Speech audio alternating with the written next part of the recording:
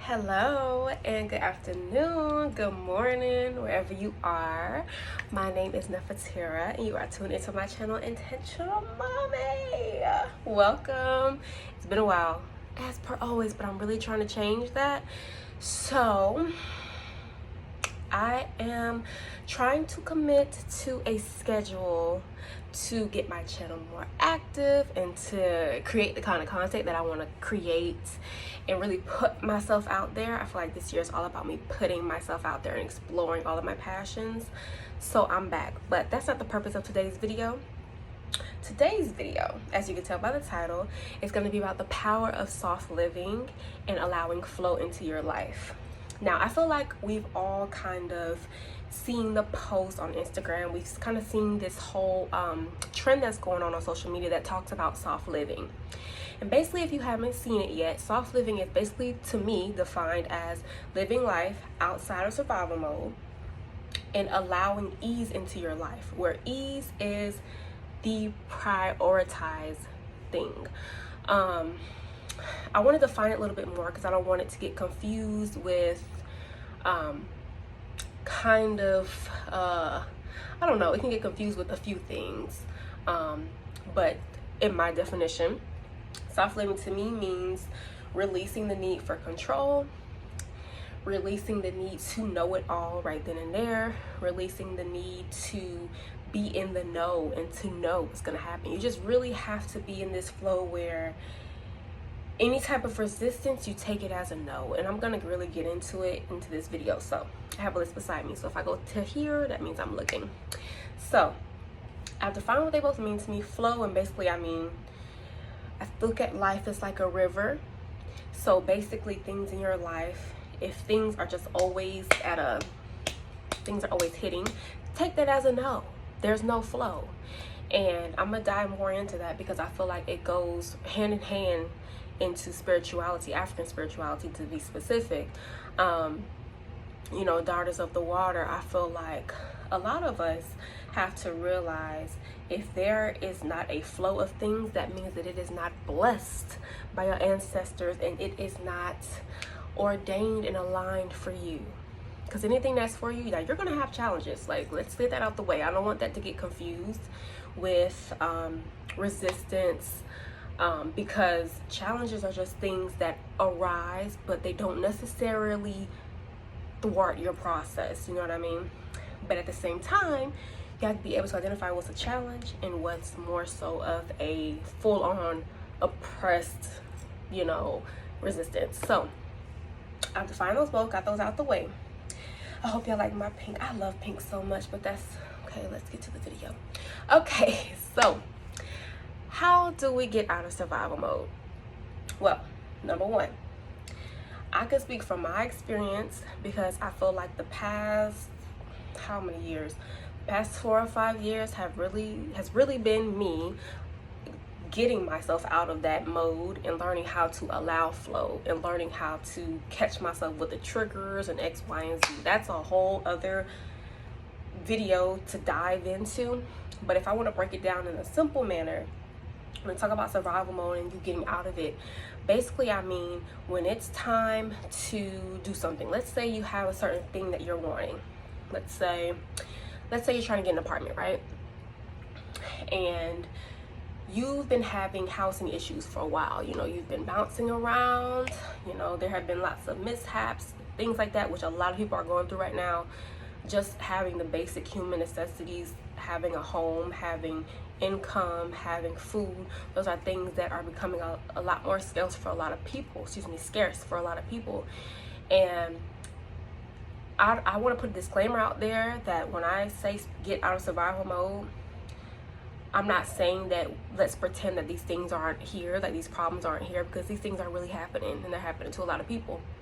But I'm basically saying that getting out of survival mode basically entails really allowing yourself to be open to receiving, being very receptive. And I feel like that comes with being in touch with your feminine energy, your feminine essence as well, because I feel like we're in a world that really prioritizes you being the planner and you being the sole, basically you being God, you know. Now, disclaimer, we are all gods in our own existence, you know what I mean? But I feel like there's a higher power that really has the higher say so. And you know, you really gotta just learn to align with your calling. That's my belief. That's just my belief. I'm not gonna throw my beliefs on anybody else. But I feel like when you're trying to get out of survival mode, I feel like the main thing that you want to do is releasing control. Because we don't know what's going to happen in the next hour, you know what I'm saying? And we fully are aware of that. We don't know what's going to happen in the next hour. We kind of have an idea of where we're going to be, what we're going to be doing, yada yada, but we really don't know. And just being aware of that higher power and aware of that energy, you know, and shifting your own to release the control. Because I think the thing is that when we have that grip, we're not allowing energy to flow towards us, because we are so hell-bent on a certain outcome or a certain thing or person or place, whatever you want to call it, that we don't allow for other options or other energies of redirection to come to us. We have to be very receptive. And I feel like that's step one to getting out of survival mode, because I know at the end of the day, being in survival mode comes from a lack of having security. You know what I'm saying?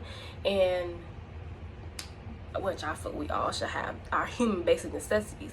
But I know there are other things that, you know, outside of physical things, you know, emotional needs, you know, mental needs, all types of things like that.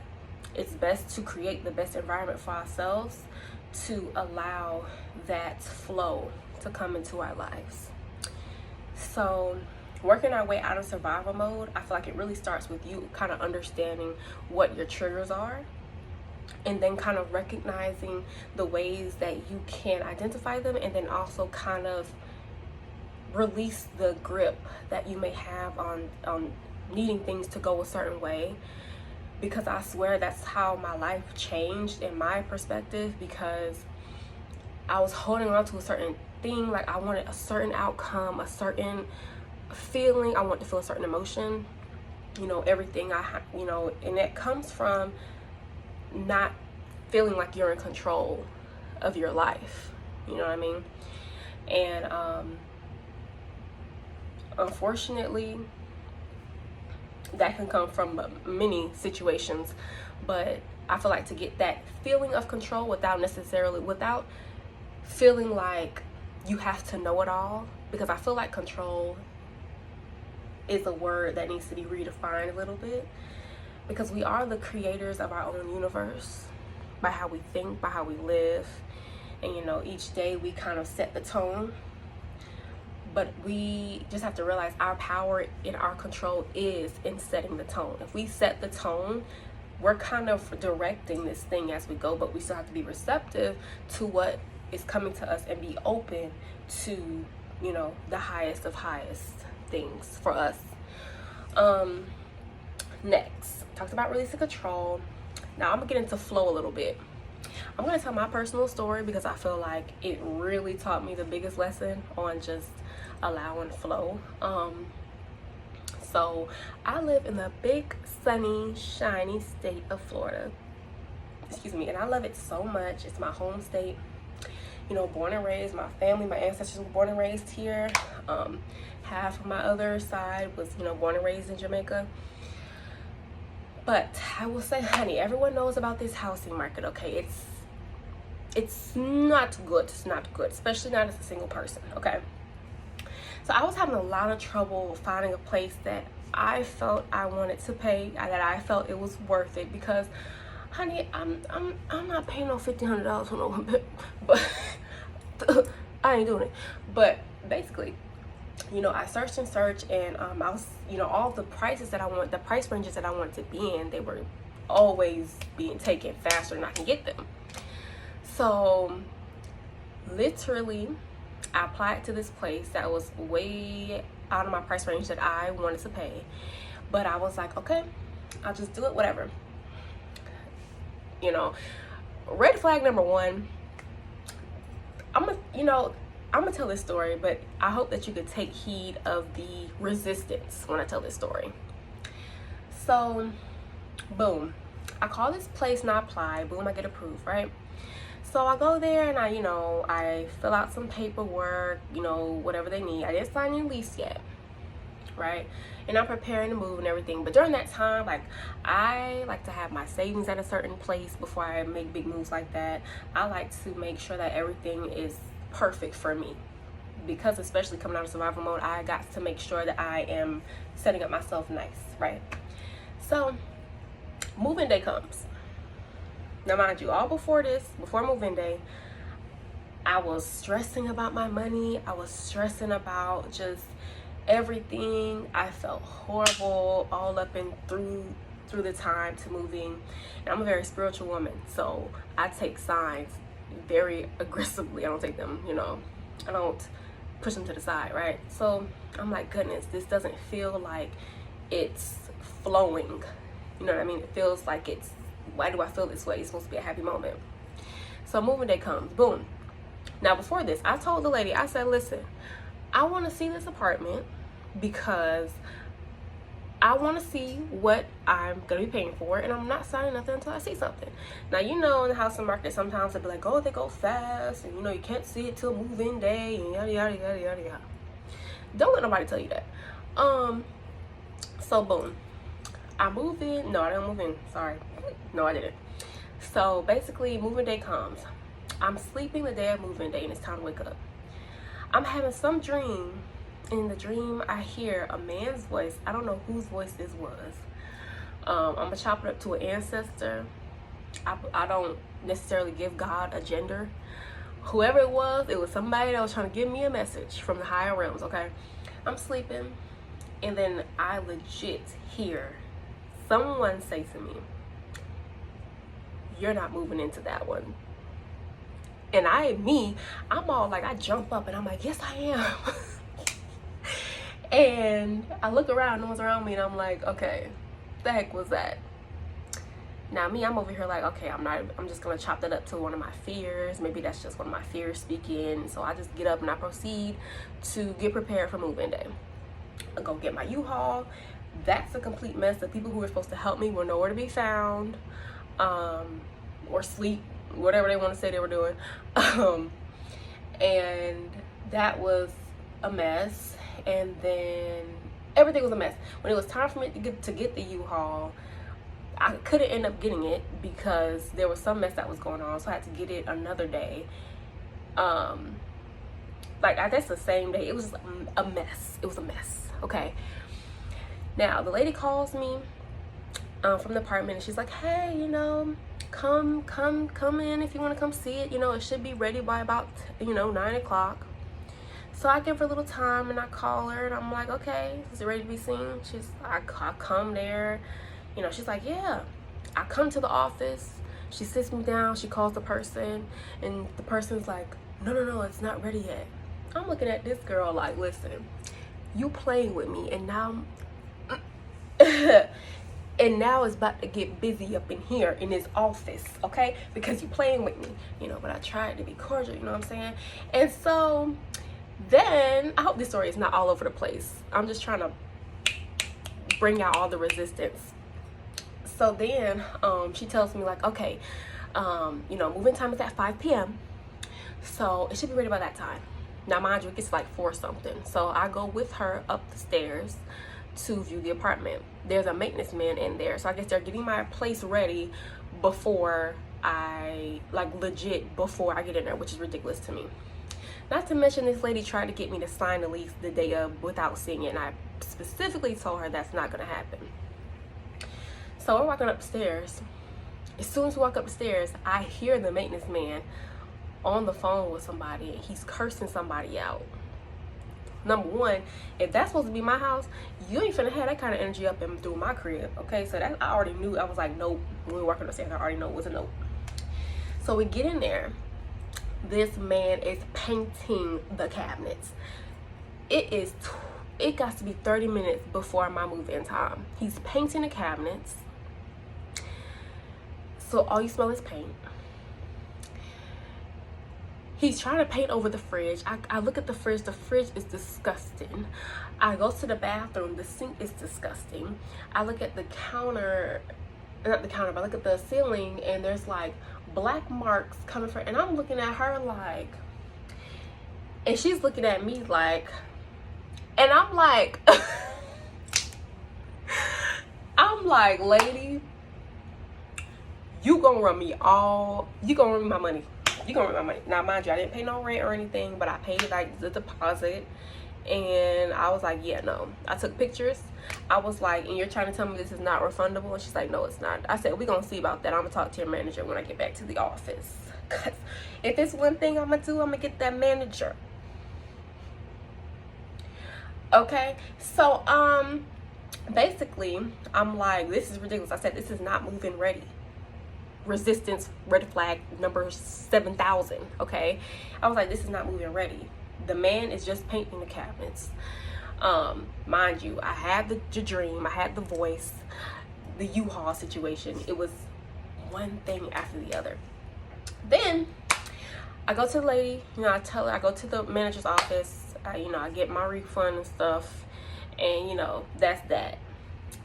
And for some reason, when I was leaving the apartment and none of that stuff happened successfully, and I had to return the U-Haul truck and everything, I was not mad. I was not mad. And it's because inside I knew that if that was for me, it would have went way smoother. It would have went way smoother. And I hope that's a message to somebody. But fast forward to now, obviously I'm in my own place. And obviously this thing went smooth as butter. And I'm going to tell you this again. Well, this story. So boom, it's about a month after that situation, that first apartment situation. I call this complex and I'm like, hey, do you guys have anything coming up? She's usually like, oh no, you know, goodness, we don't have anything, but we're on the first come, first serve. I was like, okay, well, I'm just calling to see, you know, usually that's her response to me. Like, I'm just calling to see if you have anything. And she's like, actually, we have someone, we just got something this morning, and you know, you're very welcome to apply, and da-da. And I'm sitting here like, first of all, I was working this day. So on my lunch, you know, I just got an intuitive message to call them. And I called them and they were like, yeah, we have something. I applied, got it, boom, easy. It was nothing. And the moving process was beautiful. Everything went so smooth, and it's literally everything I could have wanted. The power of scripting, I'm gonna make a whole other video about that. The power of scripting and the power of writing down what you're wanting and saying no to what does not fit that exact thing. And mind you, I know we talk about control, but that's me saying controlling how things go. If you have a certain thing that you're trying to accomplish, you keep that there. You know what I'm saying? You keep that does not change. But all your aspect as to how it may happen, you have to release that, because you know, this is life, baby. And that's my example of flow. And that's my example of knowing how to identify resistance and learning to take resistance as a no. With anything. Anything. A person, a job, anything. Take it as a no. And like I said, that was like my biggest wow moment. I was like, oh my God. Because you know, you'll hear, oops, sorry, I had something pop up, but you'll hear people's stories about how their life you know, changed and how they reach certain mindsets, but you don't really understand it until you go through it yourself. And I always kind of had an idea, but my God, when you notice the difference, the vast difference, and when something is aligned and for you, and when it flows versus what's resisting, and what is simply just something you're trying to get into that's not for you, you're knocking on the door that's not opening for you. And learning when to identify that, and learning how that allows for you to live a soft life, a life of ease, because you're not wanting things that are not wanting you.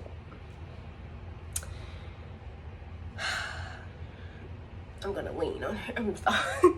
But I hope that helps somebody. It definitely helps me every time I think about it. It makes me excited about life. It makes me like, let's see what I can flow into life today, you know? But yeah, I'm going to talk more about this on my podcast, the Self-Love Witch podcast. I'm going to leave the link down below. Please tune into that. But I hope this helps somebody. And remember, allow things to flow. Take resistance as a no. And taking life with ease. Choose that momentum, a life of ease. No resistance, baby. Allow things to flow. But thank you so much for tuning in. Follow me on my Instagram at Intentional Mommy, same name as this channel, and I will be back with another video this week. Be blessed.